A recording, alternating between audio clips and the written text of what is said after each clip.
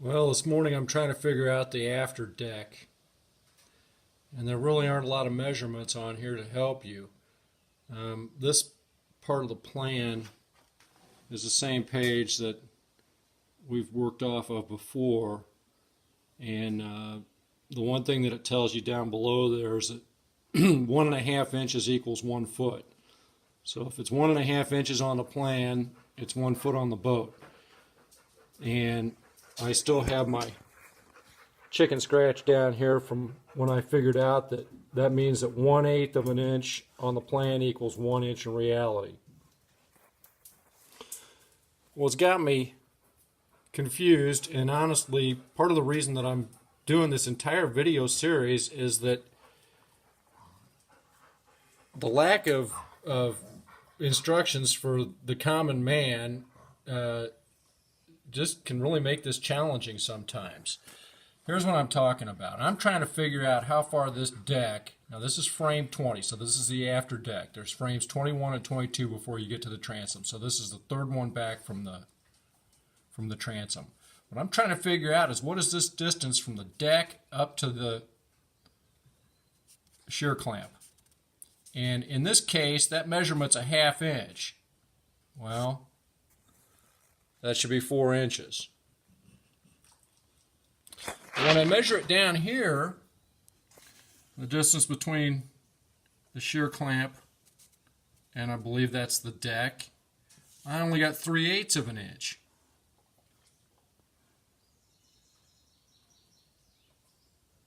So I'm off 1/8, which means it's either 3 inches or 4 inches. Now the other thing that I'm thinking is that it tells you up here, you know, the crown on the front of the deck, the front deck has a crown of 1.5 inches and 5 feet. That's actually depicted over here, where it says 1.5 inches and 5 feet. But the crown on the back deck is 1 inch and 5 feet. So not 1.5, but just 1. So it doesn't have quite as much of a hump. So part of what that tells me then is that if this is a 1/2 inch here, maybe if this is 5 feet across at station 20, maybe that inch up would account for this side view down here where I'm only 3/8. Because if it was another 1/8 down, it'd be the 4 inches, instead of 3 inches. So maybe this side view is of the deck at the center, at its highest point. It doesn't really tell you that. Now the other thing that I'm struggling with is the stern knee is down here and comes up the back of the transom, and it appears to me that the stern knee actually may be cut off here. And when I look in the boat and see how far up the stern knee comes, let me try to get around here. I think I'm going to have to cut off the top of that. In relation to the other side over there, there's no way that that's 3 or 4 inches below the shear clamp level. Well, I've got one other way of measuring this to try to figure this out. The other thing that I did is that back up here on this detail on frame 20, if you look here, you can measure from the floor up to the bottom of the deck beam. These deck beams are 5/8 by 1 1/4, same as the front. So this would be 1 1/4 inch here with a 1/2 inch of deck on top of it. There's a 1/2 inch cedar floor on top of the boat floor, and this distance here is 1 3/8 inches. So that tells me it's almost 1.5. 1.5 equals a foot. It's 11 inches from here, from the floor to the bottom of this beam, and taking into account that it's 1 inch higher here than it is over here. So fortunately, I still have the extended height of the ribs coming up with this crossing board on here that I've used just to maintain the shape of the boat, and it just happens that it's at frame 20. That's just blind dumb luck on my part. So now I've got a ruler going down to the floor at frame 20, and so I'm guessing that the bottom of the deck beam comes up there 11 inches.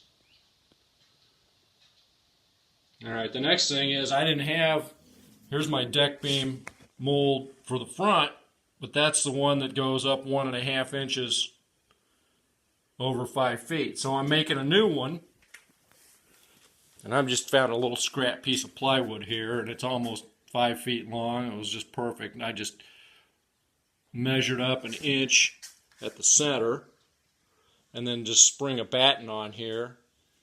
Got it clamped down on both ends to where it comes to the edge, and then just pushed this up till I was up 1 inch, and that's over 5 feet, and drew my line. So I'm getting ready to cut that out. And then once I cut that out, I believe I'll see if I can stick that in here at station 20 and at the 11-inch mark on the yardstick, and see if we can make that work. But even so, it's probably really hard to tell here, but 11 inches, I just don't see how. I'm going to have to cut off part of that stern knee or else build the deck around it.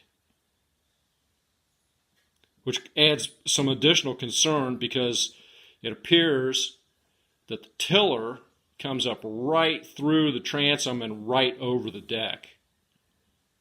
And you got to cut a hole in there. But that I may be able to